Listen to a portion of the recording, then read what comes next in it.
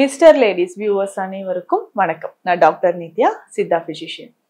நரம்புகள் நமக்கு உடல்ல ரொம்ப ரொம்ப முக்கியம். நரம்புகள்ல பாதிப்பு ஏற்பட்டா நம்ம பார்வையிலிருந்து பேச்சு, நம்மளுடைய ஸ்பீச், கெய்ட் அப்படின்னு சொல்லக்கூடிய நடை எல்லாமே நமக்கு பாதிப்பு ஏற்படுது.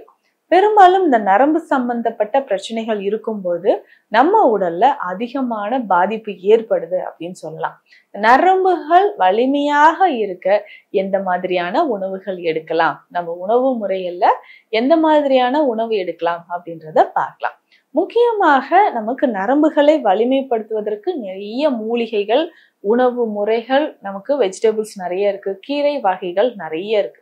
ஸோ அப்படி பார்க்கும்போது ரொம்ப முக்கியமாக இதை சாப்பிட்டா யாரெல்லாம் இந்த மருத்துவ முறையை எடுத்துக்கலாம், இந்த சித்த மருத்துவ முறையை எடுத்துட்டு அதன் மூலயமாக நமக்கு நரம்புகளை வலிமைப்படுத்தலாம் அப்படின்றத பார்க்கலாம். பொதுவாக சுகர் இருக்கக்கூடிய நபர்களுக்கு, சர்க்கரை நோய் இருக்கக்கூடியவங்களுக்கு நரம்புகள் தொடர்பான பாதிப்புகள் நிறையவே ஏற்படுது.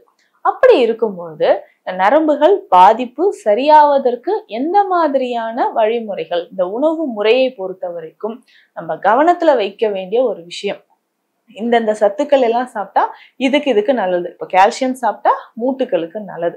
அதே மாதிரி நம்ம நரம்புகளுக்கு புரோட்டீன் ரொம்ப முக்கியம், விட்டமின் B12 ரொம்ப முக்கியம், மெக்னீசியம், ஜிங்க், அயன் இது எல்லாமே ரொம்ப முக்கியம். ஸோ இது எடுக்கும்பொழுதுதான் நம்ம நரம்பு செல்கள் ஆரோக்கியமாக இருக்கும், நரம்பு செல்களில் பாதிப்பு இல்லாமல் இருக்கும் அப்படின்னு சொல்லலாம்.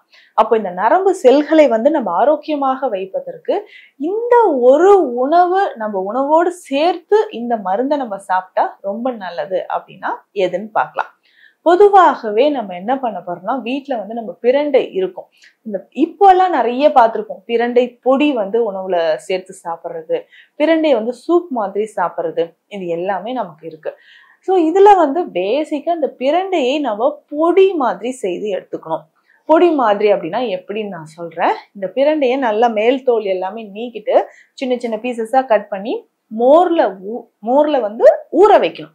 ஸோ ஒரு நாள் முழுவதுமே 24 மணி நேரம் மோர்ல ஊற வைத்த பிறகு இதை வெயில உலர்த்தி எடுத்து நல்லா பொடி பண்ணிக்கணும். ஸோ ஃபர்ஸ்டே நம்ம மேல இருக்கக்கூடிய தோல் எல்லாமே எடுத்துடணும். அதுக்கப்புறம் நம்ம பொடி பண்ணி எடுத்துட்டு இந்த பொடியோட நம்ம வேறு என்னென்ன சேர்க்க போறோம்னு சொல்றேன். ஏன்னா மோர்ல ஊற வைத்து எடுக்கும் பொழுது பிரண்டையோட அந்த சத்து அதிகமாகுது. நரம்புகள் வலிமையாக இருப்பதற்கு பிரண்டை ஒரு முக்கிய மூலிகையாக இருக்கு. எலும்புகளுக்கும் இது ரொம்ப ரொம்ப நல்லது. இப்போ பிரண்டையை நான் சொன்ன மாதிரி ப்ராசஸ் பண்ணி நம்ம எடுத்து வச்சுக்கணும். சரி, அடுத்தது வேறு என்ன நம்ம யூஸ் பண்ணலாம் அப்படின்னு பார்த்தோம்னா, பிரண்டையோட வாய்விடங்கம் அப்படின்னு சொல்லக்கூடிய ஒரு மூலிகை. இந்த வாய்விடங்கம் அப்படின்னு சொல்றது பொதுவாகவே நம்ம உடல்ல ஏற்படக்கூடிய பல விதமான பிரச்சனைகளை சரி செய்யறதுக்கு பயன்படுது. இந்த வாய்விடங்கம் நம்ம பயன்படுத்தும் போது கொஞ்சம் கொஞ்சமாக நம்ம உடல்ல இருக்கக்கூடிய ஆற்றல் அதிகரிக்க ஆரம்பிக்கும். அப்போ இந்த பிரண்டை, வாய்விடங்கம் இந்த ரெண்டு மூலிகையும் நம்ம கலந்து எடுத்துக்கணும். ஸோ இப்போ பிரண்டை நான் சொன்ன மாதிரி மோர்ல ஊற வைத்து நல்லா உலர்த்தி பவுடர் பண்ணி எடுத்துக்கிறோம். அதே மாதிரி வாய்விடங்க பொடியை பவுடர் பண்ணி நல்ல பவுடர், இது பவுடரா கூட கடையில இருக்கும், வாங்கி இது ரெண்டையுமே நம்ம மிக்ஸ் பண்ணி வச்சிட்டோம்னா நமக்கு நரம்புகள் சம்பந்தப்பட்ட பிரச்சனைகள் குணமாவதற்கு மிக சிறந்த ஒரு மருந்தாக இருக்கும். நரம்புகள், தசைகள் மற்றும் எலும்புகள், ஜாயின்ட்ஸ், ஸோ இது எல்லாமே நமக்கு நார்மல் ஆகிறதுக்கு நமக்கு இந்த பிரண்டை பொடியானது பயன்படுது. இப்போ இதை வெந்நீர்ல கலந்து, இந்த பொடியை 2 to 3 கிராம் அளவுக்கு வெந்நீர்ல கலந்து நம்ம குடிக்கும் பொழுது உடல்ல அதிகப்படியான ஆற்றல் நமக்கு உருவாகுது. ஆற்றல் அப்படின்னு சொல்லும் பொழுது நிறைய பலன்கள் நமக்கு கிடைக்கும். ஸோ தொடர்ந்து இதை பயன்படுத்த உடல்ல நமக்கு நிறைய ஆற்றல் கிடைக்கும். நரம்புகள் தொடர்பான பிரச்சனைகள், கை நடுக்கம், கால்கள்ல நடக்க முடியாம இருக்கக்கூடியது, இது நமக்கு குணமாகும். இதனோட உணவு முறைகள்ல கீரை வகைகள் ரொம்ப ரொம்ப முக்கியம். இதுல முக்கியமாக சிவப்பு கீரை நம்ம பார்த்திருப்போம் இல்லைங்களா, கடைகள் எல்லாமே பார்த்திருப்போம். நல்லா சிவப்பு தண்டு கீரை அப்படின்னு ஒண்ணு வச்சிருப்பாங்க. இப்ப தண்டு கீரையே தண்டுகள்ல அதிகமான சத்துக்களும் நார்ச்சத்தும் இருக்கு.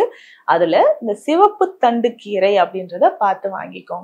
ஸோ இந்த சிவப்பு தண்டு கீரையை நம்ம ஜூஸ் மாதிரி எடுத்தும் குடிச்சிட்டு வரலாம். டெய்லி சமைச்செல்லாம் சாப்பிட முடியலைங்க அப்படின்னீங்கன்னா தண்டோட சேர்த்து நல்லா மிக்சியில அரைச்சி வடிகட்டி எடுத்துக்கணும்.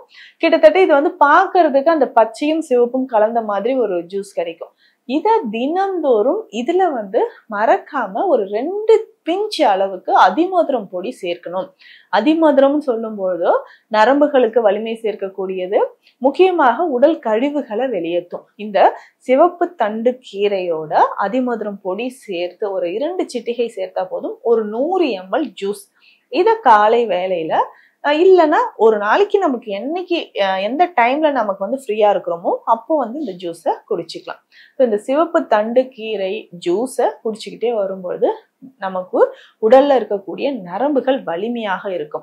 முக்கியமாக பார்த்தோம்னா இந்த நரம்புகள் நியூரான்ஸ் அப்படின்னு சொல்லக்கூடிய செல்கள், இதுக்கு இடையில இருக்கக்கூடிய செல்லோட கோஆர்டினேஷன் சிக்னல்ஸ் நமக்கு பாதிக்கப்படுறதுனாலதான் ஸ்ட்ரோக் மாதிரி பிரச்சனையோ, பார்க்கின்சன் டிசீஸ், மயஸ்தீனியா கிரேவிஸ் இந்த மாதிரியான பிரச்சனைகள் நம்ம உடல்ல ஏற்படுது. இதை சரி செய்யறதுக்கு தொடர்ந்து இந்த ஜூஸை பயன்படுத்தலாம். சித்த மருத்துவத்தில் முக்கியமான ஒரு மருந்து இருக்கு, சித்திரமூல சூரணம். இந்த சித்திரமூலம் அப்படின்னு பேரு கேட்டோடனே நிறைய பேருக்கு தெரிஞ்சிருக்கும், ஐயோ இது மிகப்பெரிய ஒரு காயக்கருப்பு மூலிகையாச்சே அப்படின்னு நினைப்பீங்க. ஸோ இதுல முக்கியமாக வெண்சித்திரமூலம் அப்படின்னு சொல்றது முக்கியமாக இந்த சிறுநீரக பிரச்சனைகளோ மற்றும் கேன்சர் மாதிரியான பிரச்சனைகளோ, நரம்பு எலும்புகள் சம்பந்தப்பட்ட பிரச்சனைகளுக்கு, அதாவது உடல்ல கிரானிக்கா நமக்கு இருக்கு, நீண்ட நாளா இருக்கக்கூடிய நோயை குணப்படுத்துவதற்கு சித்திரமூலம் பயன்படுதுங்க. இந்த சித்திரமூல சூரணத்தை எப்படி என்னென்ன மூலிகைகள் சேருதுன்னு சொல்றேன். இதுல சித்திரமூல சமூலம். சமூலம் அப்படின்னா அதனுடைய மலர்கள், இலை, அதனுடைய வேர் பகுதி எல்லாமே நம்ம பயன்படுத்துறோம். சித்திரமூலம், மிளகரணை, இண்டு.